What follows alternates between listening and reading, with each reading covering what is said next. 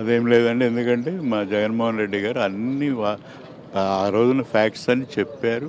First rank అతనికి ఎందుకు ఇవ్వలేదు, ఎందుకు అంటే జీవోలు మార్చడం ఏంటి, అంటే ఏం జరిగిందంటే మొత్తం గందరగోళం చేశారు. తప్పకుండా ఇందులో అవకతవకలు జరిగాయి. మేము అడిగి అందుకే అవన్నీ తేలాలంటే సిబిఐ ఎంక్వైరీ అడుగుతున్నాం. సిబిఐ ఎంక్వైరీ అన్నీ బయట వస్తే ఎందుకు భయపడుతున్నారు? మీరు ఏం లేకపోతే ఎందుకు భయపడుతున్నారు? అది తప్పకుండా సిబిఐ ఎంక్వైరీ ఇవన్నీ బయట వస్తాయి. ఓకే, మీ స్టాండ్ ఏంటి? ఏ విధంగా శాసనమండలిలో పోరాటం చేయబోతున్నారు?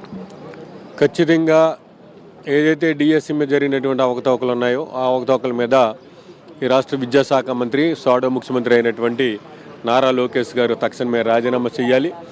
ప్రభుత్వానికి ఏమాత్రం చిత్తశుద్ధి ఉన్నా ఈ విషయం మీద సిబిఐ ఎంక్వైరీ చేయాలి. ఎందుకంటే 1:1 మెరిట్ విద్యార్థులు పిలిచినప్పుడు మీరు ఖచ్చితంగా ఉద్యోగాలు ఇవ్వాల్సిన బాధ్యత మీ మీద ఉంది. అదేవిధంగా మెరిట్ లిస్టును కూడా మీరు ప్రకటించకుండా రాత్రికి రాత్రే మీకు నచ్చినటువంటి వాళ్ళకి మీకు కావాల్సినటువంటి వాళ్ళకి కాల్ లెటర్స్ పంపించి ఉద్యోగాలు ఇచ్చినటువంటి పరిస్థితుల్లో ఈ రోజున డిఎస్సి రాసినటువంటి అభ్యర్థులే రోడ్డు ఎక్కినటువంటి పరిస్థితి.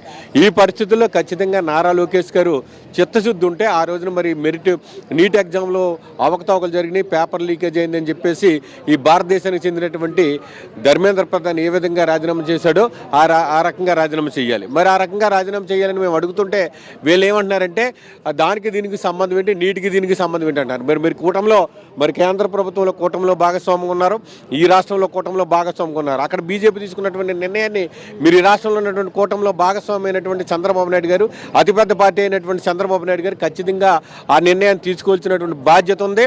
విద్యాశాఖ మంత్రి సార్ చిత్తశుద్ధి ఉంటే రాజీనామా చేయించండి. రాజీనామా చేయించిన తర్వాత నిగ్గు తేల్చండి. అవకతవకలు లేదనుకుంటే రీప్లేస్మెంట్ చేసుకోండి. నారా లోకేష్ గారు భయం ఎందుకు? మీ దగ్గర ప్రభుత్వం ఇంకా 3 సంవత్సరాలు మీరు అధికారులు ఉంటారు కదా, ఖచ్చితంగా రీప్లేస్మెంట్ చేసుకునే అవకాశం మీకు ఉంది కదా చిత్తశుద్ధి ఉంటే. అంటే ఇందులో లొసుకులు ఉన్నాయి, అన్నీ బయటపడుతున్నాయని ఇప్పటికే మా పోరాట ఫలితంగా ఈ ప్రభుత్వంలో ఒక రకమైనటువంటి ఆందోళనకు గురవుతున్నారు. ఖచ్చితంగా విద్యాశాఖ మంత్రి రాజీనామా చేసే వరకు కూడా శాసనమండలి మేము ఫైట్ చేస్తాం. ఓకే, మీ పోరాటానికి ప్రభుత్వం స్పందిస్తుందా? మంత్రి నారా లోకేష్ రాజీనామా చేసే అవకాశం ఉందా? అసలు శాసనమండలిలో సమాధానం ప్రభుత్వం చెప్పే అవకాశం కనిపిస్తుంది?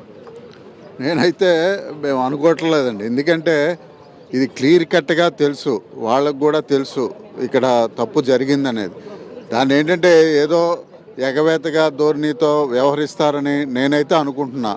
యూజువల్గా ఎప్పుడు దేశంలో ఇటువంటి పరిస్థితి ఏ రాష్ట్రంలో కూడా జరగలేదు, మన రాష్ట్రంలో జరిగింది. ఎప్పుడు కూడా మెరిట్ లిస్ట్ ప్రకటిస్తారు డిఎస్సి అనేది. ఈరోజు ఏ అభ్యర్థి అయితే క్వాలిఫైడ్ ఆ అభ్యర్థికి మెసేజ్ పంపించి మీరు క్వాలిఫై అయ్యారని చెప్పడం కానీ, కనీసం మెరిట్ లిస్టు ప్రకటించడం కానీ అదేమీ జరగల. ఈ తెలుగుదేశం ప్రభుత్వంలో కూడా ఒక కూటమిలో భాగమే. మరి నీట్ పరీక్షలో తప్పు జరిగినప్పుడు అక్కడ మరి కేంద్రంలో ఆ మంత్రి రాజీనామా చేసినప్పుడు రాష్ట్రంలో కూడా డిఎస్సి దాంట్లో జరిగిన దానికి బాధ్యత వహిస్తూ లోకేష్ కూడా రాజీనామా చేయాలని మేము మరి శాసనమండలి సాక్షిగా ఈరోజు గట్టిగా పోరాడతాం.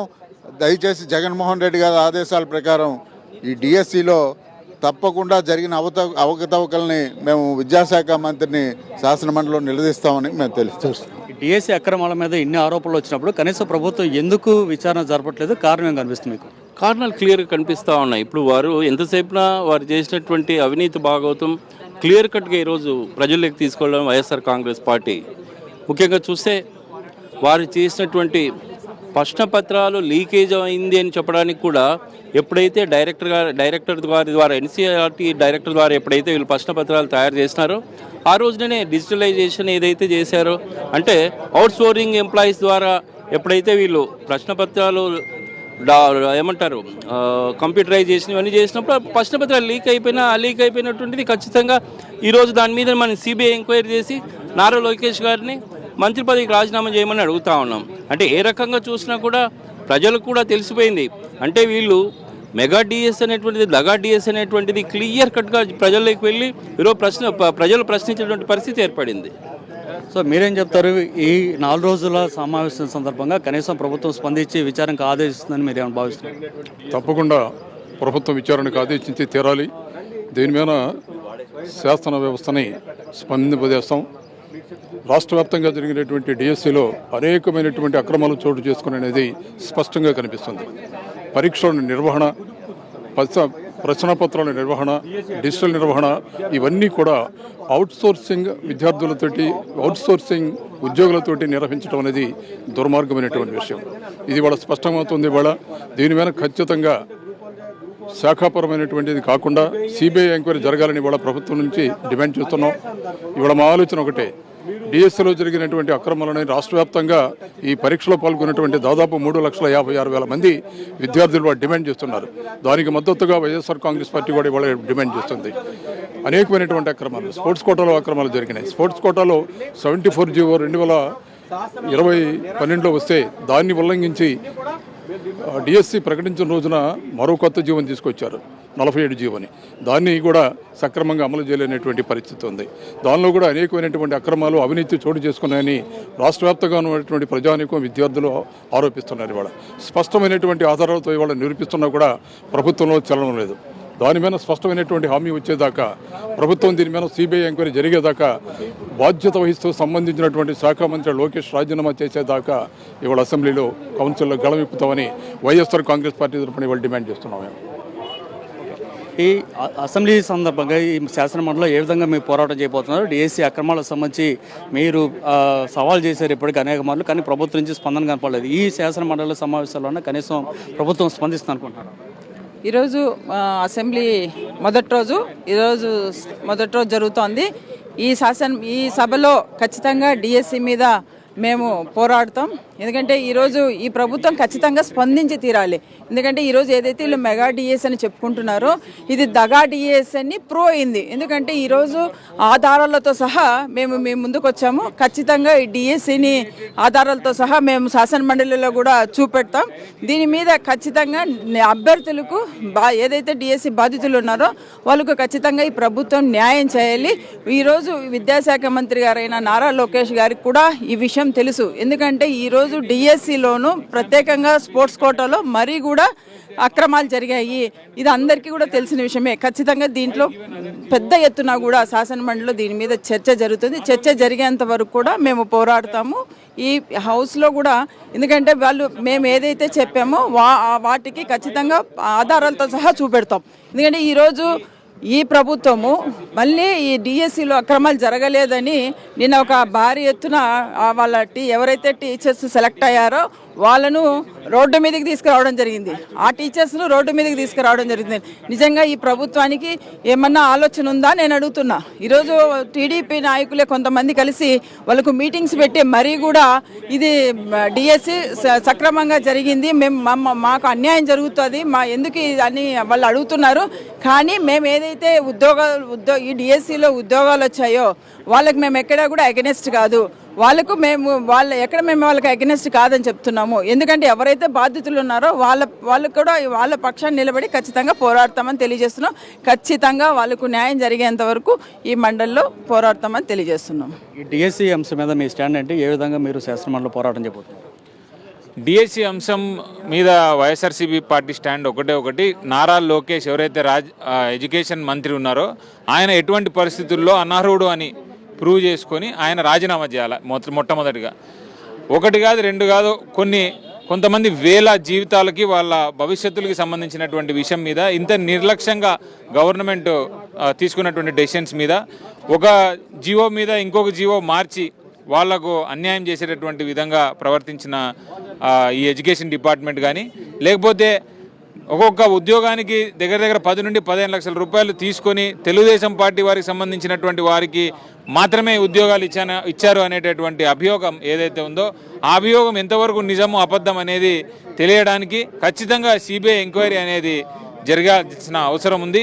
జీవోల్ని వీళ్ళ స్పోర్ట్స్ కోటాకు సంబంధించినటువంటి జీవోల్ని వాళ్ళకు ఉద్యోగాలు ఇచ్చుకోవాలని చెప్పి రోజుకొక జీవో ఇచ్చి దాన్ని మార్చి రాసేటటువంటి పరిస్థితి నుండి నిజాయితీగా మళ్ళీ ఎగ్జామ్స్ జరిగే పరిస్థితి వచ్చేంత వరకు కూడా మేము పోరాటం కొనసాగిస్తాం. Thank you. ఓకే అండి, ఏ విధంగా పోరాటం చేయబోతున్నారు? ఇప్పటికే రాష్ట్ర వ్యాప్తంగా పెద్ద ఎత్తున అనేక కార్యక్రమాలు కూడా చేశారు. ఈ రోజు నుంచి జరుగుతున్నటువంటి అసెంబ్లీ సమావేశాల్లో ఏ విధంగా ముందుకెళ్ళబోతున్నారు? ముఖ్యంగా ఈ శాసనమండలి సమావేశాల్లో మేము డిఎస్సిలో జరిగిన స్కామ్, డిఎస్సిలో జరిగిన అక్రమాల గురించి ఈ అంశాన్ని లేవనెత్తబోతున్నాం.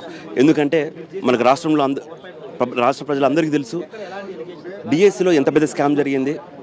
డిఎస్సి ఆ సంబంధించిన ప్రక్రియలో జరిగిన వాళ్ళకే స్టేట్ ర్యాంకులు రావడము, అదేవిధంగా స్పోర్ట్స్ కోటాలో వాళ్ళు ఎన్ని జీవోలు మార్చడము, దాంతోపాటు ఎంతమందితో బేరసాగాలు చేసి ఎంత డబ్బులు వీళ్ళు మార్చుకొని ఈరోజు అర్హత లేని వాళ్ళకు ఉద్యోగాలు ఇచ్చి ఆంధ్రప్రదేశ్ రాష్ట్ర పిల్లలను చిన్న చిన్న పిల్లలు జీవితాలను నాశనం చేసే విధంగా ఈరోజు నారా లోకేష్ గారు ఈ స్కామ్కు తెరలేపాడు. సో ఆయన రాజీనామా చేసేంత వరకు ఈ పోరాటాన్ని మేము కంటిన్యూ చేస్తూనే ఉంటాం.